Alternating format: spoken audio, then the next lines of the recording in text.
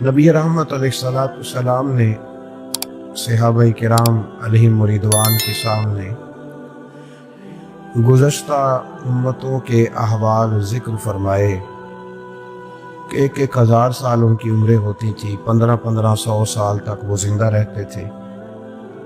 تو صحابہ کے دلوں میں تجسس پیدا ہوا کہ اگر عمر 1000 سال ہوگی تو نماز بھی تو 1000 سال ہی پڑھیں گے نا، اگر عمر 1500 سال ہوگی تو روزے، عبادتیں، یہ سارے کام بھی تو بڑے زیادہ کرتے ہوں گے۔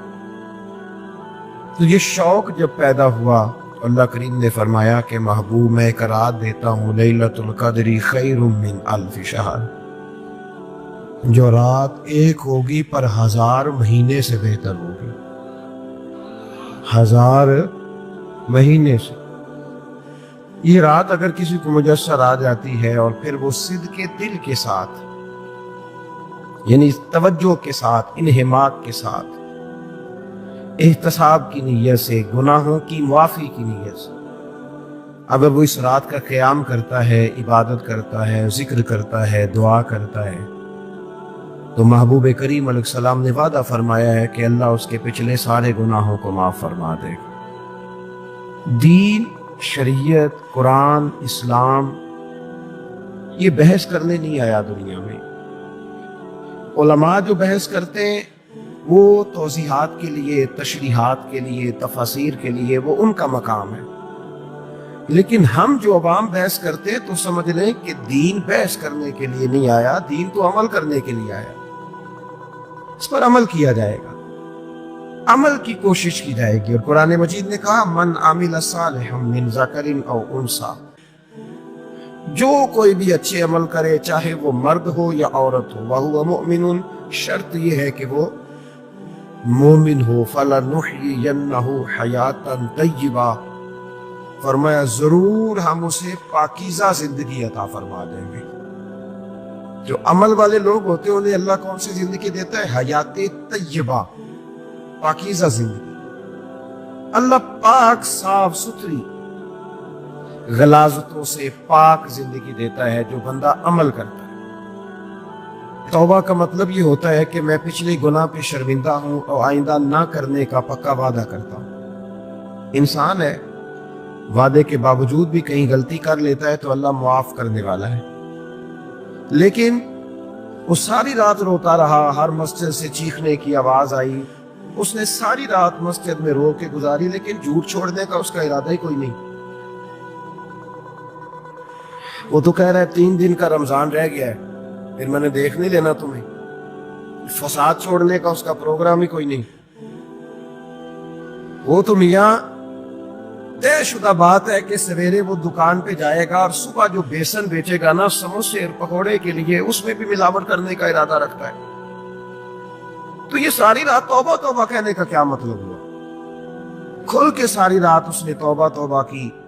حضرت عمر فاروق رضی اللہ تعالیٰ عنہ کے بارے میں امام ابن جوزی نے لکھا ہے کہ رات کو نا گھر کے اندر بیٹھے بیٹھے اچانک رو پڑے حضرت عمر، 62 سال عمر ہے، خلافت کے آخری ایام چل رہے تو رو پڑے ایسے ہی گھر میں بلا وجہ۔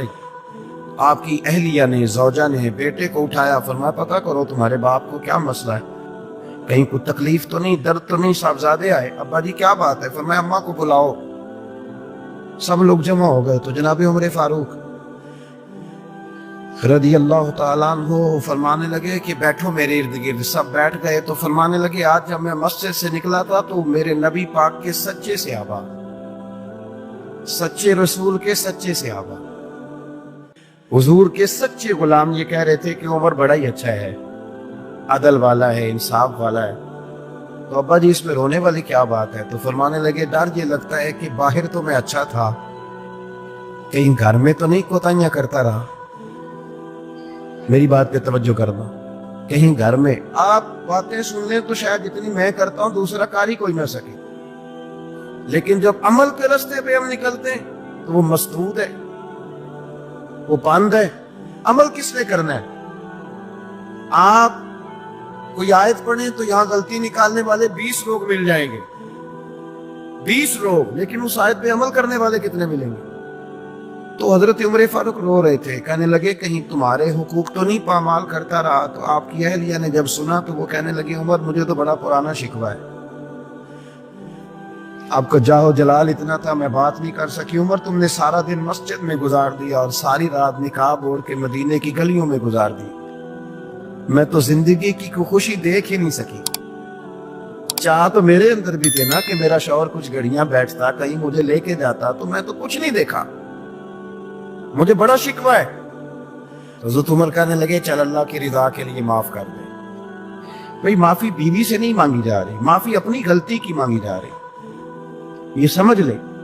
بیوی کے لیے تو خاوند کا بہت بڑا مقام ہے نا، لیکن یہاں غلطی کس بات کی ہے؟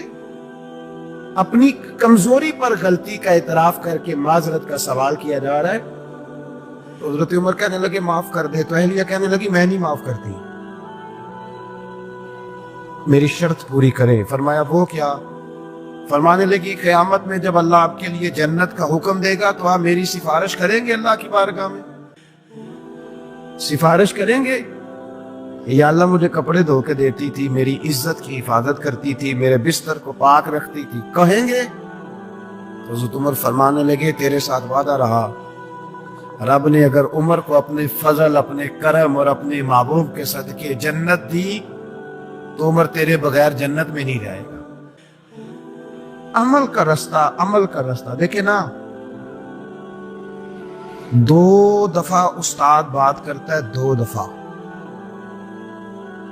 اور کوئی زیادہ، ایک تو ہے نا کہ ایم اے اور جناب ایم ایڈ اور ایم فل اور پھر پی ایچ ڈی قسم کا استاد، ایک وہ جو matric PTC teacher ہے نا، وہ 2 دفعہ اسٹوڈنٹ کو کام کہے تو تیسری دفعہ وہ ناراض ہو جاتا ہے، کہتا ہے میں 2 دفعہ کہا ہے۔ بچے کو آپ 2 دفعہ کہتے ہیں اور اگر تیسری دفعہ کہنا پڑے تو غصہ آتا ہے نہیں آتا؟ نہیں تو نے اتنی دفعہ کہا تو سمجھ نہیں رہا بات کو۔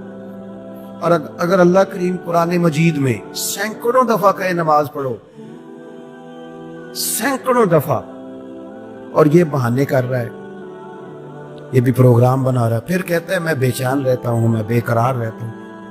عمل کا رستہ اس کو اختیار کریں، آپ سکون میں رہیں گے۔ بد عمل آدمی اور بے عمل آدمی یہ ہمیشہ پریشان رہتے ہیں۔ ہمیشہ عمل کریں، توبہ کریں تو پھر بدل جائیں، پھر تبدیلی آئے، اور یہ کوئی مشکل کام نہیں، جو بدلنے والے تھے وہ بدل گئے، بڑا کچھ کرتے تھے پر پھر وہ لوگ بدل گئے۔ حضرت فضالہ رضی اللہ تعالیٰ عنہ کہتے ہیں کہ میں بڑا دلدادہ تھا عورتوں کا، اور میرا ماحول یہ تھا کہ میں قتل بھی کر لیتا تھا، معاذ اللہ چوری بھی کر لیتا تھا، اور رات میری طبیعت تھی معاذ اللہ نہیں سے نہیں عورت کے پاس جانا۔ کہتے ہیں ابو جہل نے اعلان کیا کہ جو نبی پاک علیہ السلام کا سر اقدس معاذ اللہ کاٹ کے لائے گا، نقل کفر کفر نہ باشد، 100 سرخ اونٹ انعام ملے گا۔ تو میں نے ارادہ کر لیا کہ میں بہت سارا انعام حاصل کروں گا۔ قرآن مجید میں نا اللہ فرماتا ہے کہ بہت سارے لوگ ایسے ہیں جنہیں اگر میں رزق میں کشادگی دے دوں، زیادہ پیسے دے دوں، فرمایا باغی ہو جائیں گے، وہ سرکش ہو جائیں۔ یہ بہت سارے لوگوں کو جو اللہ تبارک و تعالیٰ اعتدال میں رکھتا ہے تو یہ ان کے لیے بہتر ہے۔ ہر بندہ دولت کے ہوتے ہوئے نیک ہو سکتا، تو یہ اللہ اگر رکھتا ہے نا اعتدال میں تو شکر کرے اللہ کا، ورنہ تو لوگ عیاشیاں کریں، پتہ نہیں کیا کچھ کر گزرے۔ تو حضرت فضالہ کہتے ہیں کہ میں نے خنجر تیار کیا اور میں نے بغل میں اس کو چھپایا، اوپر میں نے چادر اوڑھ لی۔ اب مجھے پتا تھا ظہر کی نماز کے بعد نبی پاک صلی اللہ علیہ وسلم طواف کعبہ کے لیے، بیت اللہ شریف کے طواف کے لیے جاتے ہیں۔ کہتے ہیں میں بھی اس طرف بڑھا، رستے میں نا وہ خاتون جس کے گھر میں نے رات آنا تھا، میں نے دروازے پہ دستک دی، میں نے کہا کہ تیار رہنا، تیار رہنا، آج میں بڑے پیسے لے کے آؤں گا۔ اس سے میں نے یہ کہا اور پھر میں چلا گیا بیت اللہ شریف کا طواف کرنے۔ کہتے ہیں اللہ کے محبوب بھی طواف کر رہے تھے تو میں نے بھی طواف شروع کر دیا۔ ارادہ یہ تھا کہ جہاں نبی پاک علیہ السلام میرے قریب سے گزریں گے تو موقع پا کر میں حضور کے جسم اقدس پر خنجر کھوپ دوں گا اور معاذ اللہ شہید کر دوں گا۔ کہتے ہیں حضور ایک دفعہ بھی میرے پاس سے گزرے تو میں ہمت نہ کر سکا، دوسری دفعہ بھی پاس سے گزرے تو میں ہمت نہ کر سکا، تیسری دفعہ بھی گزرے تو میں ہمت نبی کریم صلی اللہ علیہ وسلم 2-3 دفعہ گزرے تو فرماتے ہیں کہ مجھے موقع نہ ملا، اس لیے کہ حضور فرماتے ہیں اللہ نے روب کے ساتھ میری مدد فرمائی، دشمن پر میرا روب طاری ہو جاتا۔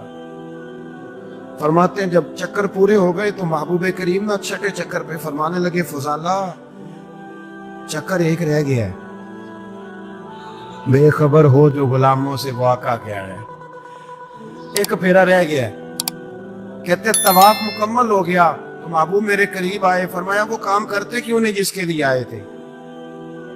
میں نے عرض کی یا رسول اللہ کون سا کام، کیسا کام؟ اندر تو چور تھا نا، بانج فقیروں کسے نہیں ماریا اے ہوئی چور اندر دا، اندر چور تھا نا۔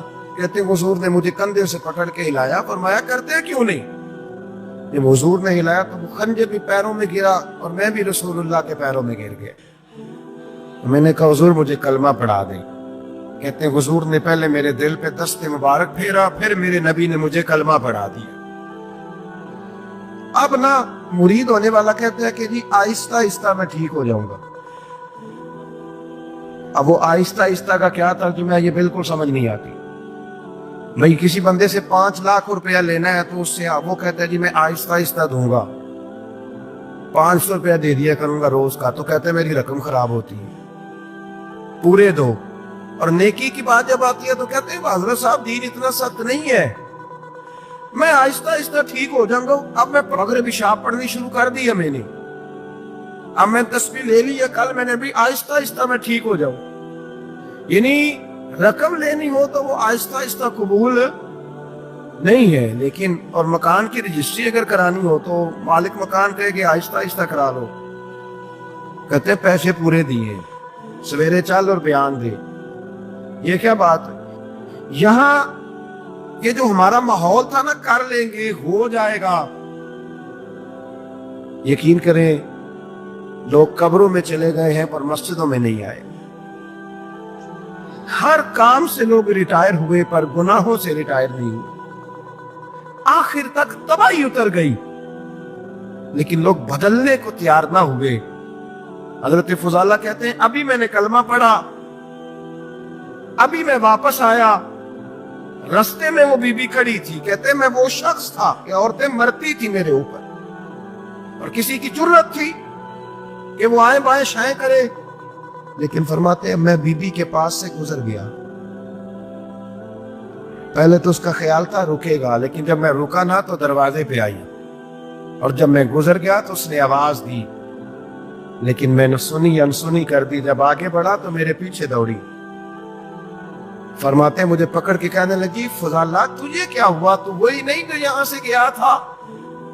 آپ فرماتے ہیں میں کبھی نہیں رویا تھا، میں کبھی نہیں رویا تھا، اور جب کہا نا تو وہی نہیں، کہتے میں نے سر اٹھایا تو میری آنکھوں میں آنسو تھے، میں نے کہا میں جو گیا تھا وہ نہیں ہوں، اب تو میں محمد عربی کا غلام بن گیا، اب میں وہ نہیں ہوں، اب نہیں ہو سکتا کہ کوئی میری نظر میلی ہو جائے، یہ کیسے ممکن؟ اب نا اسلام کی تعریف ہم نے یہ کی ہے کہ خبردار کوئی ہمارے قریب نہ آئے، ہم کسی کو بات نہیں کرنے دیتے کہ ہم مسلمان ہیں، ہم بات نہیں کرنے دیتے۔ پتہ کیا بات ہے؟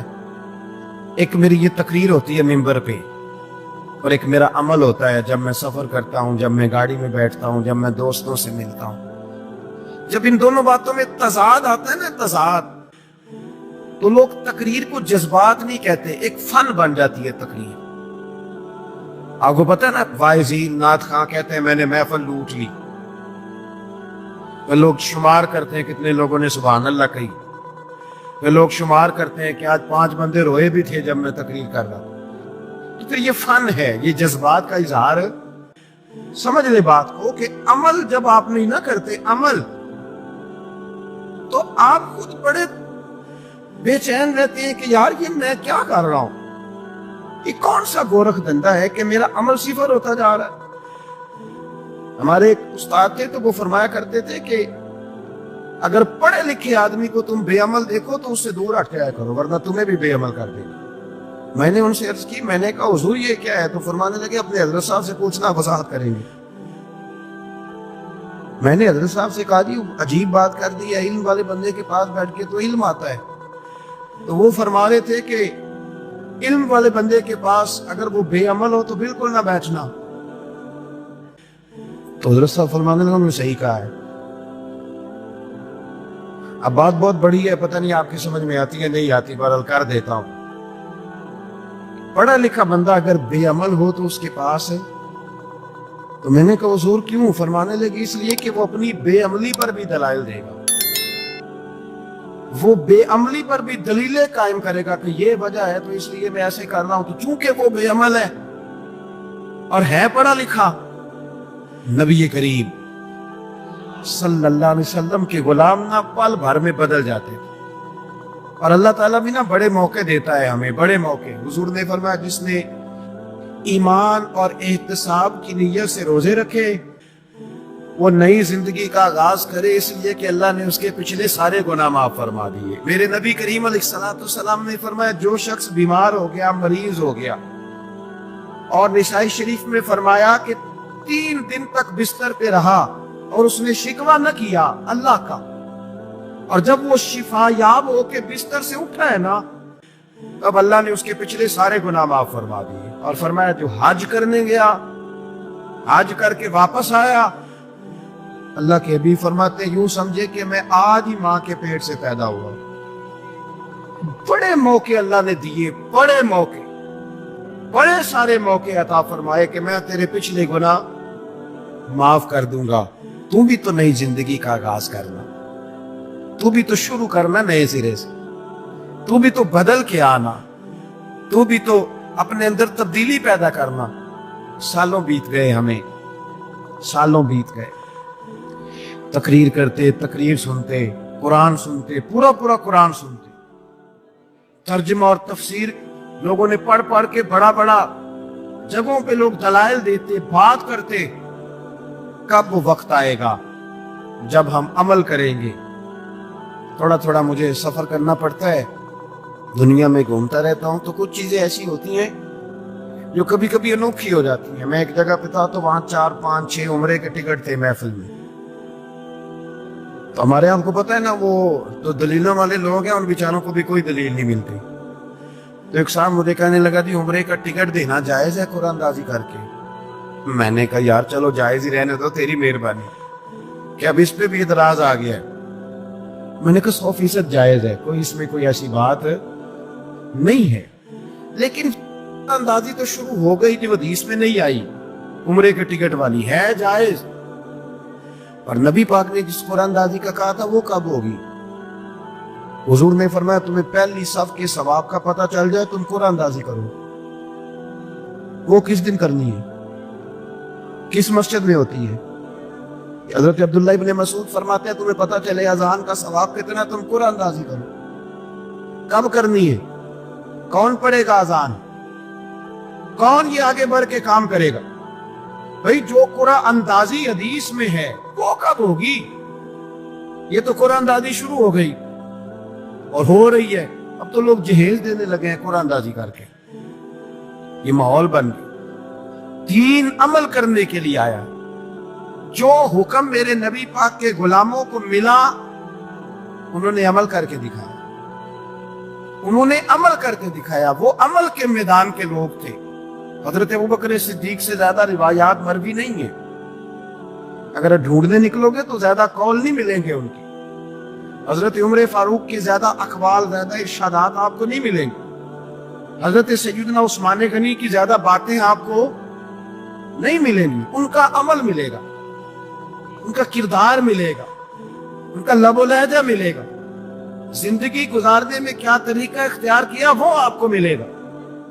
اب تو وہ لوگ رخصت ہو گئے جن کے عمل سے لوگ زندگی پکڑتے تھے، عمل سے، کردار سے۔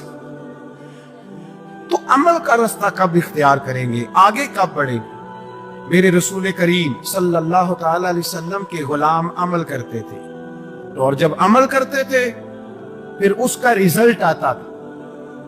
یاد رکھنا، ریزلٹ نیتوں کا آتا ہے، ارادوں کا آتا ہے، عمل کا آتا ہے۔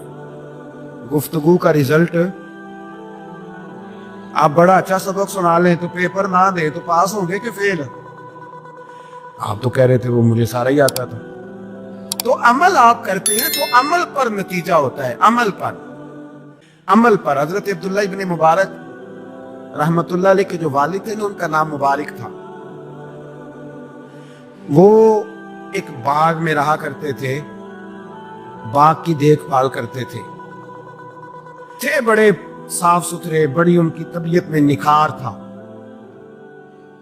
आज मसला हमारे मुल्क का यह है कि हमारे मुल्क में सिर्फ सियासतदान ही जो है वो गलत काम नहीं करता, या बहुत बड़ी इंडस्ट्री हो तो वहां खराबी नहीं होती, बल्कि रेहड़ी वाले का भी अगर हाथ पड़ जाए ना तो छोड़ता वो भी कोई नहीं, इल्ला माशाअल्लाह। वो भी जो अच्छे अच्छे आम होते हैं वो फ्रंट पे लगाए होते हैं, उसने दिखाने के लिए और होते हैं और देने के लिए और होते हैं। और वो कहता है कि ये भी तो मैंने बेचने हैं ना, तो भाई अगर ये भी बेचने थे तो इकट्ठे लगाने चाहिए थे, लेकिन म्यार है ना हमारा, अमल का रास्ता मसदूद है। हजरत मुबारक जो थे वो माली के तौर पर गरीब आदमी थे, तो काम काज करते थे। तो एक दिन बाग का मालिक आ गया, उसने आके आपसे कहा कि किन्नों का बाग था, उसने कहा कि लाओ एक किन्नो, ला के दिया तो खट्टा था। उसने कहा ये नहीं ठीक, दूसरी दरख्त से लाओ, दूसरे से लाए तो वो भी खट्टा था, तीसरे से लाए वो भी खट्टा था। कहने लगा बेटे कितने साल हो गए तुम्हें? तो फरमाने लगे 10-12 साल। तो कहने लगे तुम्हें अभी भी नहीं पता किस जगह का किन्नो मीठा है, सारे कड़वे लाए हो? तो आप फरमाने लगे आपने मुझे देखभाल के लिए रखा हुआ है, किन्नो चखने के लिए नहीं रखा। मुझसे कसम उठा लें कभी मैंने चखा भी हो, इसलिए कि मेरे जिम्मे और का। बाग का मालिक इतना खुश हुआ कि उसने आजाद भी कर दिया, अपनी बेटी का निकाह भी कर दिया, और वो बाग भी आपको तोहफे में दे दिया। इनके घर हजरत अब्दुल्ला बिन मुबारक पैदा हुए। इनके वालिद गिरामी कहते हैं कि एक दिन फिर ऐसा हुआ कि मैंने ना बाग बड़ा सजाया, संवारा, मेहनत करी। बादशाह आ गया, तो बादशाहों को भी कुछ चीजें पसंद आ जाती है ना, और हमारे मुल्क में तो ढेर सारे लोग बादशाह हैं, ढेर सारे लोग बादशाह हैं। अगर किसी तगड़े बंदे को किसी गरीब की झोंपड़ी पसंद आ गई फिर उसे देनी ही पड़ेगी। बल्कि ऐसी ऐसी खबरें सुनने को मिलती हैं कि चौधरी साहब ने आके कहा है कि मुफ्त देनी है कि पैसे लेकर देनी है, ये यहां तक खबरें। तो बादशाह आ गया, उसने देखा बड़ा सजा संवरा बाग है। उसने हजरत मुबारक से कहा कि मुझे ना जूस बना के पिलाओ किन्नों का। तो हजरत ने उसे ना जूस दिया, उसने पिया तो बड़ा मजा आया। कहने लगा एक गिलास और नहीं देते? तो हजरत और बनाने लगे, तो उसके दिल में ना उससे पहले ख्याल आ गया कि पाक बड़ा शानदार है और फल भी बड़ा मजेदार है, तो कब्जा ना कर लूं, अपना ही ना हो जाए। इसको देते हैं थोड़े बहुत पैसे, निकल जाएगा, ना भी निकला तो डांट देंगे। इतनी देर में ना हजरत मुबारक रहमतुल्लाह ताला ने एक गिलास शरबत का और बना के ले आए, बादशाह को दिया ना। तो अब जो गिलास आया तो कड़वा था, वो सैला था, खट्टा था। तो बादशाह के गले को पड़ा तो कहने लगा ये तुमने क्या किया? पहले तो बड़ा मीठा था, बाग वही है तो जायका कैसे बदल गया? तो आप फरमाने लगे वो बादशाह की नीयत बदली है ना, बादशाह की नीयत बदली है तो इसका भी जायका बदल गया है। तो नीयत ना आपकी बदलती। और ये हुजूर का फरमान है, फरमाया अल्लाह के कुछ बंदे ऐसे होते हैं जो अल्लाह के दिए हुए नूर से देखते हैं। कहा आपकी नीयत बदल गई तो इसका जायका बदल गया। अब बादशाह ने दिल में कहा नहीं यार, बंदा कह तो ठीक ही रहा है, ये तो इसकी मेहनत से अल्लाह ने फल दिया, मुझे ऐसा नहीं करना चाहिए। तो हजरत दौड़ के गए तो दूसरा जूस का गिलास बना के लाए, अब दिया तो मीठा था। कहने लगा अब क्या हुआ? फरमाने लगे आपकी नीयत ठीक हो गई है तो रब ने जायका भी ठीक कर दिया है। नबी पाक अलैहिस्सलाम ने फरमाया अल्लाह तो तेरे गुमान के करीब रहता है, तेरे गुमान के। ये मैं बच्चों को ना थोड़े दिन पहले मैं उन्हें कह रहा था, दीन में आगे बढ़ने के लिए कोई सियासत ना करना, कोई चक्कर ना चलाना। मैंने चक्कर चलाने वाले लोग हमेशा पीछे रह जाने वाले देखे। थोड़ा कर लेना पर उतना करना जितना मुखलिस होके हो सके। कोई चक्कर चलाना, किसी खाते में पड़ना, इससे बचना, ना पीछे रह जाओ। میں نے بڑے بڑے تیز لوگوں کو زندگی میں زیرو دیکھا ہے، اور بڑے بڑے سادے لوگ جن کو 50,000 روپیہ گننا پڑ جائے تو تھک جائیں، لیکن اللہ نے انہیں دیا ہے تو بغیر حساب کتاب ہی عطا فرمایا۔ تو ہم نہ نیتوں کے بل بوتے پر عمل کریں، خالی باتیں نہ کریں، آپ کا جو عمل ہوگا وہ آسانی کر دے۔ دنیا میں کچھ چیزیں ایسی ہوتی ہیں جن کے کچھ خاص مقاصد ہوتے ہیں، اور کچھ چیزیں ایسی ہوتی ہیں جو ان مقاصد کی تکمیل کے لیے معاونت کرتی ہیں، وہ بھی بہت بڑا حسن ہوتی ہیں، بہت بڑا کمال ہوتی ہیں، لیکن کچھ چیزیں خاص ہوتی ہیں۔ ہم نے اپنے بچے کو کسی اچھے ادارے میں پڑھنے کے لیے داخل کرایا، کسی مدرسے میں، کسی اسکول میں، ہاسٹل میں اس کا قیام ہوا، تو ادارے والوں نے کھانا بڑا اچھا کھلایا اور رہنے کا بندوبست بڑا عمدہ کیا، اس کا پک اینڈ ڈراپ کا نظام بھی بڑا اچھا تھا، ساری چیزیں بڑی بہترین تھی، سارا کچھ ہی وہ صحیح کر رہے تھے، بس پڑھا نہیں رہے تھے۔ کھانا بھی اچھا دیتے تھے۔ اصل میں آپ موبائل دیکھ رہے ہیں، مجھے دیکھیں گے پھر سمجھ آئے گی بات کی۔ بچے کو داخل تو کرایا تھا کہ وہ پڑھے گا، لیکن جس ادارے میں داخل کرایا وہ کھانا اچھا دیتے تھے، رہنے کو جگہ اچھی دیتے تھے، ان کی سارے معاملات بڑے عمدہ تھے، سہولیات ساری ٹھیک تھی، وہ پڑھاتے نہیں تھے۔ تو چلا جائے گا، باپ کہے گا ہمارا بچہ واپس کرو، ہم نے نہیں یہاں پڑھوانا۔ تو کہتے ہیں جناب کھانا تو اچھا دے رہے ہیں، سونے کا انتظام دیکھو کتنا، پورے کا پورا حال ہی ہمارا ایسی ہے۔ تو وہ کہے گا کھانا ہم گھر بھی کھلا لیں گے، رہنے کا بندوبست گھر بھی ہو جائے گا، تمہیں تو بچہ دیا ہے کہ پڑھائی کرے۔ تو اگر پڑھائی نہیں کرتا تو اصل مقصد ہی ختم ہو گیا۔ کچھ چیزوں کے خاص مقاصد ہوتے ہیں۔ نبی کریم علیہ السلام کے دنیا میں تشریف لانے کا بھی کوئی خاص مقصد ہے۔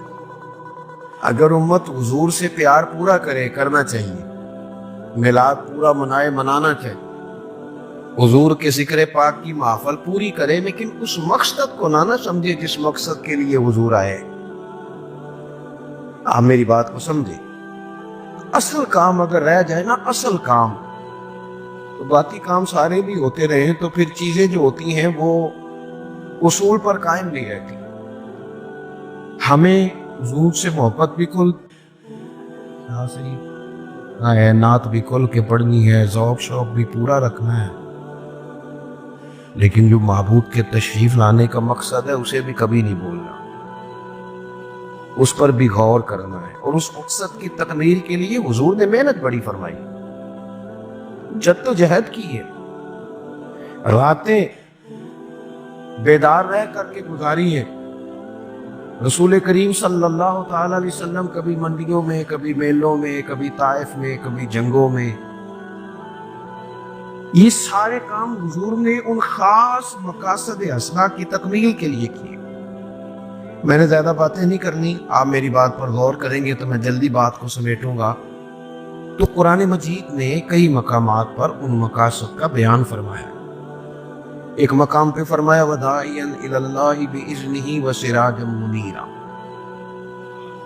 ہم نے نا اپنے محبوب کو داعیہ اللہ بنایا ہے۔ حضور اللہ کی طرف دعوت دینے آئے، اللہ کی طرف بلایا نبی پاک۔ حضور نے طے کر دیا کہ سجدہ سوائے رب کے کسی کے لیے جائز نہیں، طے کر۔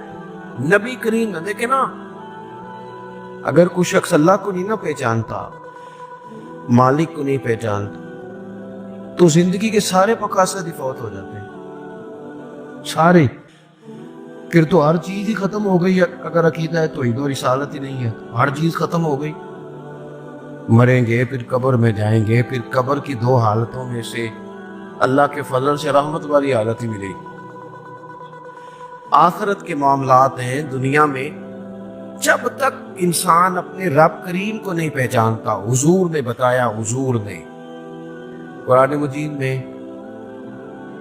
جتنی مکی صورتیں ہیں وہ عقیدہ توحید پر اور عقیدہ رسالت پر اور عقیدہ آخرت پر زور دیتے ہیں۔ عقیدہ یہ جو لوگ ڈرے ڈرے رہتے ہیں نا، سہمے سہمے پریشان اور سارا دن پریشان رہتے ہیں کہ شاید کوئی اچھا حکمران ہی آئے گا تو حالات بدلیں گے، ایسا نہیں ہے۔ حضور داعیہ اللہ ہے۔ نبی پاک نے ہمیں بتایا ہے کہ تمہارا خالق بھی اللہ تعالیٰ ہے، مالک بھی اللہ تعالیٰ ہے، رازق بھی اللہ تعالیٰ ہے، اور عبادت کے لائق بھی اللہ تعالیٰ ہی ہے۔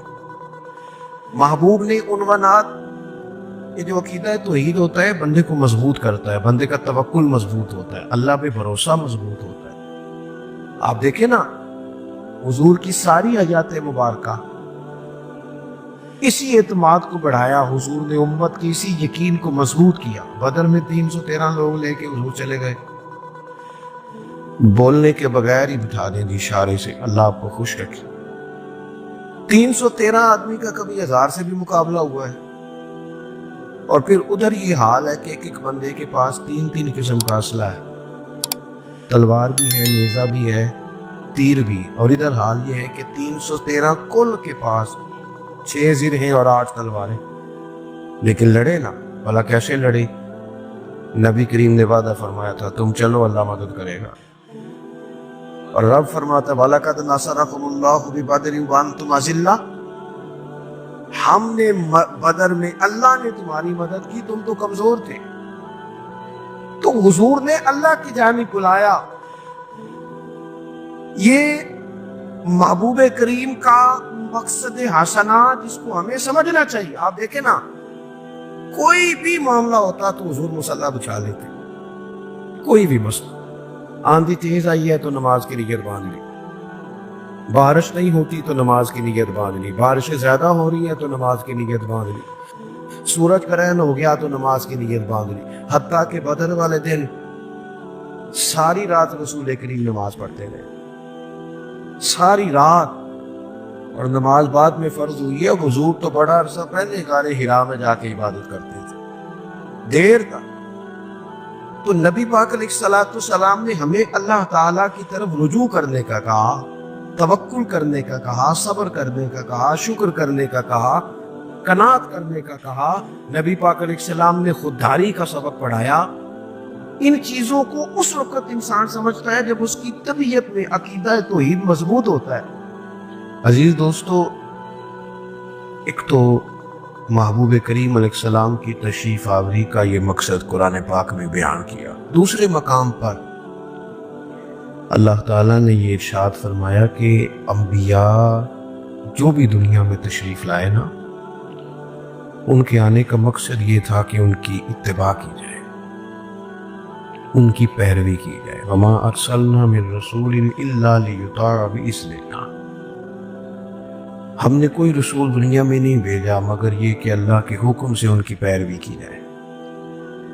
انبیاء اس لیے دنیا میں تشریف لاتے ہیں کہ وہ ایک بہترین نمونہ عمل کر کے دکھائیں۔ انبیاء اللہ کے احکامات کی عملی صورت لوگوں کے سامنے رکھتے، اور انبیاء اس لیے آتے ہیں کہ ان کی پیروی کی جائے، ان کے نقش قدم چلا جائے۔ اور اگر پیروی رسول کریم علیہ السلام کی جائے، نبی پاک کی پیروی کی جائے، اللہ کے آخری محبوب کی، تو پھر طرف فرماتا ہے قُلْ إِن كُنتُمْ تُحِبُّونَ اللَّهَ فَاتَّبِعُونِي يُحْبِبْكُمُ اللَّهُ۔ پھر تو اللہ فرماتا ہے محبوب آپ ان سے کہہ دیں کہ اگر یہ آپ کی پیروی کریں گے، رب سے محبت کی چاہت رکھنے والے آپ کی پیروی کریں، ملے گا کیا؟ یحببکم اللہ، اللہ خود ان سے محبت فرمائے گا، محبوب ہو جائیں گے اللہ تعالیٰ۔ اصول کی اور فرما برداری چند ایک چیزوں میں نہیں۔ الحمدللہ میں نے پگڑی باندھی ہے، داڑھی رکھی ہے، کوشش کرتے ہیں، اللہ توفیق دے، لیکن دین صرف ظاہری ہولیے کا نام نہیں۔ فقط کوئی آدمی کہے کہ میں نے چند چیزیں پہن لی ہیں تو اب میں مکمل دیندار ہو گیا ہوں، صرف ظاہری ولیے کا نام دین نہیں۔ نبی پاک کی جو سنت سب سے پہلے معروف ہوئی ہے نا، جس ادا سے لوگوں نے حضور کو سب سے پہلے جانا ہے وہ تو صادق اور امین ہونا ہے کہ یہ سچ بولتے ہیں، یہ دیانتدار ہے، یہاں سے تو آغاز ہے۔ ترمذی شریف میں موجود ہے نا، نبی پاک صلی اللہ تعالی علیہ وسلم نے فرمایا حضرت انس بن مالک سے، حضور نے فرمایا اے انس، اے میرے بیٹے، اگر ہو سکے تو صبح اس حال میں کرنا کہ تمہارے دل میں کسی کا بغض نہ ہو۔ اگلے لفظ کیا ہیں حدیث کے؟ فرمایا تمہارے دل میں کسی کا بغض نہ ہو، یہ میری سنت ہے۔ فرمایا یہ میرا طریقہ ہے، اور مجھ سے اسی نے محبت کی جس نے میرے طریقے سے محبت کی۔ میرا مسواک سے دانت صاف کرنا ہی سنت نہیں، دل صاف کرنا بھی سنت ہے۔ باطن کا صاف اور کشادہ ہونا یہ بھی حضور کا طریقہ ہے۔ لیکن چھوٹی چھوٹی جنگیں ہیں ہر گھر میں چھڑی ہوئی، چھوٹے چھوٹے معاملات ہیں، کوئی لمبی بات نہیں، لیکن بڑے بڑے لوگ ہیں قریب رہ کے قریب نہیں۔ دو چار باتوں کی وجہ سے ہم الجھ گئے ہیں اور دور نکل گئے ہیں۔ سینوں کی کشادگی حضور کی پیروی ہے، دل صاف رکھنا یہ نبی کریم کا طریقہ ہے۔ میرے عزیزوں، حضور کی مکمل پیروی دیکھو، صحابہ حضور کی پیروی کرتے تھے، ان کے چہرے بھی اسی طرح کے جس طرح، دیکھیں نا، ہم سارے کہتے ہیں نا کہ رسول پاک کا چہرہ بڑا خوبصورت ہے بھی خوبصورت، اور کائنات میں ایسا چہرہ کسی کا نہیں جیسا حضور کا ہے۔ سارے اس کی تعریف بھی کرتے ہیں نا، تو پھر حضور کا تو چہرہ داڑھی والا ہے۔ جس کو سب سے سونا مانتے ہو پھر اس کے مطابق مان بھی تو جانا چاہیے نا۔ لیکن ہم نا کچھ چیزوں کی تعریفیں کرتے ہیں، اس حسن کی طرف بڑھتے نہیں۔ محبوب کی سنت کو، شریعت کو، دین نفاذ کے لیے آیا۔ دیکھو، دین فقط اس لیے نہیں آیا کہ اس پہ مقالے پڑھے جائیں، اس پر تقریریں کی جائیں، اس پر جلسے کیے جائیں، ایک عنوان کو بار بار ثابت کیا جائے۔ دین تو عملی نفاذ کے لیے آیا، عملی دین عمل کے لیے آیا۔ دین ہمارے ہاں فوت کی کوئی ہو جائے تو محفل ہو، اور اگر مہندی ہو تو ہم نے یہ سمجھا دین صرف مسجد چلانے کا طریقہ بتاتا ہے۔ نہ بھائی، دین مسجد چلانے کا طریقہ بھی بتاتا ہے اور حکومت چلانے کا طریقہ بھی بتاتا ہے۔ حکومت چلانے کا ہم نے اس طرح کیا کہ چند ایک چیزوں میں بعض چیزوں کو بند کر دیا۔ یہ تنگ دلی ہے، یہ تنگ نظری ہے۔ ہم اس دین کے ماننے والے ہیں جو دین اپنی حقانیت کے طاقت کے بلبوتے پر غلبہ رکھتا ہے، غلبہ طاقت رکھتا ہے۔ دین کو عملاً نافذ کریں اپنی زندگی میں، عملاً۔ اور نیکیاں جمہوری نہیں ہوتی کہ سارے کریں گے تو ہم بھی کریں گے، اگر کوئی نہ بھی عمل کرے تو ہم نے پھر بھی عمل کرنا۔ کوئی ہم کہتے ہیں جی ساری دنیا کو چھوڑو، ساری دنیا تو کچھ اور کہہ رہی تھی، لیکن ابو بکر صدیق اکیلے کچھ اور کہہ رہے تھے، مولا علی اکیلے کچھ اور کہہ رہے تھے، حضرت فاروق اعظم، حضرت عثمان غنی، حضرت طلحہ زبیر یہ الگ کہہ رہے تھے۔ دیکھا تمہاری سمجھ میں نہیں بات آتی، موج کرو، ہمارا ضمیر گواہی دیتا ہے کہ یہ اللہ کے سچے رسول ہیں۔ اس لیے حضور کی فرما برداری۔ اور تیسری جگہ بس میں اسی پر اپنی بات تمام کروں گا، کما ارسلنا فیکم رسولا منکم یتلو علیکم آیاتنا۔ اللہ فرماتے ہیں کہ ہم نے تمہیں میں سے تمہیں رسول دیے، یہ تم پر ہماری آیتیں پڑھیں گے، آیتیں پڑھیں گے، وَيُزَكِّيكُمْ، اور تمہیں پاک کر دیں گے۔ تزکیہ نفس قرآن سے ہوتا ہے، تزکیہ نفس قرآن سے ہوتا ہے، باطن کی صفائی قرآن سے ہوتی ہے۔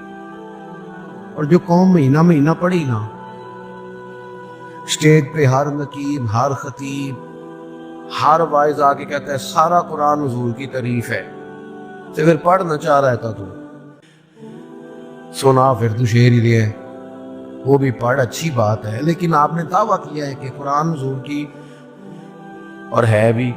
سیدہ عائشہ صدیقہ رضی اللہ تعالیٰ عنہا سے کسی نے پوچھا کہ نبی پاک کے اخلاق، تو فرمایا سارا قرآن میرے نبی کے اخلاق ہی ہے، تو ان کو پڑھے۔ ابھی آپ دیکھیں نا، شاہ صاحب کتنا مزہ لے رہے تھے، قاری صاحب پڑھ بڑا ہوتا رہے تھے، لطف لے رہے تھے. سورہ والضحیٰ کی تلاوت ہو رہی تھی نا، اتنی بڑی بھی کوئی تعریف ہوگی جو اللہ نے بیان کر دی ہے. ہم کیا کرتے ہیں، ہمارا مزاج یہ ہو گیا ہے کہ ہم نا وہ بس ٹھیک ہے، میرا جی ذوق کہتا ہے تو اپنا ذوق اپنے پاس رکھنا، یہ بتا اللہ کا قرآن کیا کہتا ہے، حضور کا فرمان کیا کہتا ہے. تو ایک تو قرآن مجید کی تلاوت، حضور کے آنے کا مقصد وَيُعَلِّمُكُمُ الْكِتَابَ وَالْحِکْمَةَ. دوسرا رب فرماتا ہے محبوب اس لیے آئے ہیں کہ تمہیں کتاب سکھائیں اور حکمت سکھائیں. زندگی جذباتی لوگوں والی نہ گزارے. آج کل سارے تو کہہ رہے ہیں چلو میں بھی کہنا شروع کر دیتا ہوں، آج کل ساری قوم ادھر ہے تو چلو میں بھی ہو جاتا ہوں. دانائی، فہم و فراست، بصیرت، نبی پاک کے ساتھ خدائی طاقتیں، جدھر محبوب کہہ دے رب کا کرم ادھر ہو جائے. لیکن پھر بھی حضور جنگ میں صفیں سیدھی کراتے، حضور طریقے سے نکلتے، محبوب لوگوں کو اسلحہ جمع کرنے کا کہتے، صف بندی کا کہتے، مرتب ہونے کا کہتے، صفیں سیدھی کراتے. بے ترتیب زندگی، موج والی زندگی، او جی بسم اللہ شہید پڑھے جی ہو جائے گا. بھئی دین نے آپ کو ہر چیز کا قاعدہ دیا ہے، آپ دانائی کے ساتھ زندگی گزاریں، حکمت کے ساتھ گزاریں. نبی پاک صلی اللہ تعالی علیہ وسلم نے فرمایا حکمت مومن کی گم شدہ میراث ہے، جہاں سے ملے لے لو. دانائی سے وقت گزارو، چیزوں کو دیکھو. حضور جو فیصلہ کرتے نا ایسا شاندار کرتے، ایسا مضبوط کرتے، ایسا باکمال کرتے. اب میں ایک بات صرف آپ کو بتاتا ہوں، زیادہ کا وقت نہیں. حدیبیہ کے موقع پہ نا کافر بڑے خوش تھے کہ لو جی ہم نے ان کے ساتھ ایسی شرطیں طے کی ہیں کہ یہ تو بڑا مسئلہ خراب ہے. کچھ لوگ وقتی جیت کو جیت سمجھ رہے ہوتے ہیں، حالانکہ وقتی طور پر بعض لوگ جیت کے مستقل ہار جاتے ہیں. ہاں مستقل ہار جاتے ہیں. ایک شرط حدیبیہ کے موقع پر حضور علیہ السلام نے کافروں کی مان لی. شرط کیا تھی کہ اگر کوئی مسلمان یہاں مومن ہو گیا مکے میں مسلمان تو اپنے آقا کی مرضی کے بغیر جا نہیں سکتا، اور اگر وہ گیا مسلمان ہو کے بھی گیا، یہ بڑی سخت بات ہے، مسلمان ہو کے بھی مدینے گیا تو نبی پاک اسے واپس کرے گا، اسے واپس کریں گے، رکھیں گے نہیں. اب ایک بندہ آئے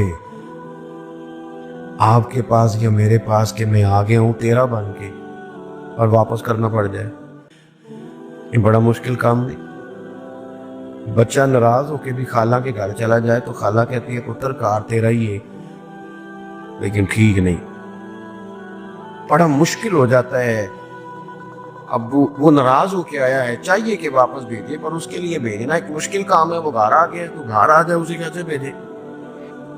شرط تھی کہ حضور واپس بھیجیں گے، اور دوسری شرط یہ تھی کہ اگر کوئی مدینے سے مسلمان یا کوئی بندہ مکے چلا جاتا ہے، کوئی ان کا بندہ مسلمان نہ بھی ہو تو مکے والے واپس نہیں کریں گے، ہمیں واپس کرنا پڑے گا. وہ واپس ہے تو برابر کی شرط ہی نہیں. حضرت عمر جیسے لوگ پریشان ہو گئے. حضور نے فرمایا مان لو. دانائی، بصیرت. اب اس شرط کا فائدہ کیا ہوا ذرا سننا. ایک بندہ مسلمان ہو کے جان چھڑا کے پیروں میں زنجیریں ہیں اس کی، وہ زنجیریں توڑ کے وہاں سے نکلا ہے. اسے پتہ ہے مکے مدینے جاؤں گا تو حضور رکھیں گے نہیں، اور مکے واپس گیا تو وہ بھی ماریں گے کہ تو بھاگا کیوں تھا. لہذا یہ بندے پتہ کیا کرتے، یہ کسی تیسری جگہ جا کے بیٹھتے تھے. ان کا ایک جتھا بن گیا مجاہدوں کا. کافروں کا کئی علاقوں سے نکلنا مشکل ہو گیا، جہاں یہ مجاہد اکٹھے ہو گئے، اور اگر آ کے یہ یہاں کوئی بات کرتے تھے، حضور کو پیغام بھیجتے تھے، تو محبوب کہتے تھے میں نے تو نہیں نہ رکھا، یہاں تو نہیں نہ آئے. حضرت ابو بصیر، حضرت ابو جندل مشکل ہو گئی کافروں کے لیے. اور کچھ ایسے تھے جو دور علاقوں میں جا کے بیٹھے، جہاں بیٹھے مدینے آ نہیں سکتے تھے، حضور نے وعدہ کیا ہے، مکے رہ نہیں سکتے تھے، تو جس شہر میں بیٹھ گئے سارے کا سارا مسلمان کر دیے. تو میرے عزیز بصیرت سے زندگی گزاریں. ہمارے جذباتی فیصلے، آپ کی نہیں میں بات کر رہا، آپ کی نہیں بات کر رہا، ویسے اوور آل کرنے لگا ہوں. ساڈے کول جیڑا پہلو آ کے گل سنائے نا، ساڈے کول جیڑا پہلو آ کے گل سنائے نا، اسی ہو دی اسی وقت ہی فیصلہ کر لینا ہے کہ تو ٹھیک کہہ رہا ہے، جذباتی نہ ہو. اور بندہ جب بات سنائے تو پھر دوسرے کی بھی بات سنے. اس میں اگر 50% فرق نہ نکلا تو 40% ضرور نکلے گا، کیونکہ جو بندہ بھی بات سناتا ہے وہ اپنے حق میں سناتا ہے. اور آخری بات یہ کہ وَيُعَلِّمُكُم مَّا لَمْ تَكُونُوا تَعْلَمُونَ، رب فرماتا ہے تم جو نہیں جانتے تھے وہ سارا میرے رسول تمہیں سکھائیں گے. حضور نے نا باریک باریک باتیں بھی ہمیں سکھائی. کتاب و سنت پہ اگر بندہ چلے نا تو صرف جینے کا نہیں، مرنے کا بھی مزہ آتا ہے. مرنے کا بھی مزہ آتا ہے. اب دیکھیں نا، تیار تھے صحابہ شہادت کے لیے، تیار تھے، دعائیں مانگتے.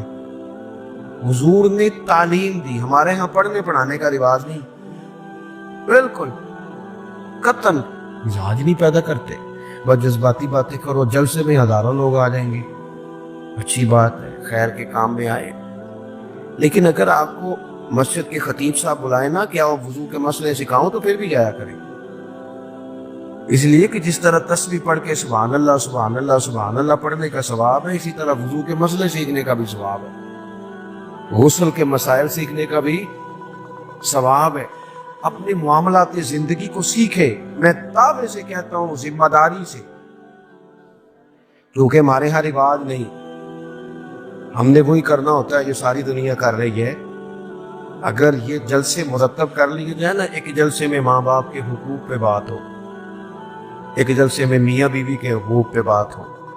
میرا یہ دعویٰ ہے کہ اگر لڑکی اور لڑکے کو صرف وہ حقوق جو کتاب و سنت میں ہے شادی سے پہلے صرف سکھا دیے جائیں، وہ ضروری نہیں کہ لوگ 100% عمل ہی کریں گے، لیکن اگر کوئی بات سیکھی ہوئی ہو نا، سنی ہوئی ہو، تو جب بندہ عمل کرنے لگتا ہے وہ ایک دفعہ بندے کے سامنے ضرور آتی ہے کہ یار یہ میں نے اس طرح سنا. اگر ان کو مسائل سکھائے جائیں تو ڈھیر سارے کھارو جڑنے سے بچ سکتے ہیں. 1 مہینہ پہلے شیروانی کا آرڈر دیتے ہیں شادی سے، 2 ماہ پہلے آرڈر دیتے ہیں فرنیچر کا. 1 گھنٹہ لے جاؤ بیٹے کو، اسے بتاؤ کہ 3 دفعہ طلاق دے تو طلاق ہو جاتی ہے. اس کو شادی سے پہلے بتاؤ کہ اگر 3 دفعہ، اور بیٹی کو بتاؤ کہ اگر اس نے تمہیں 3 دفعہ کہہ دیا تو ختم ہو گیا معاملہ. اگر اسے پتا ہوگا نا کہ یہ میرے پاس 3 لفظوں کا چانس ہے تو کبھی بھی 3 طلاقیں کٹھی نہیں دے گا. ہزاروں لوگ ہیں 3 طلاقیں دے کے پچھتا رہے ہیں، اب حال کوئی نہیں.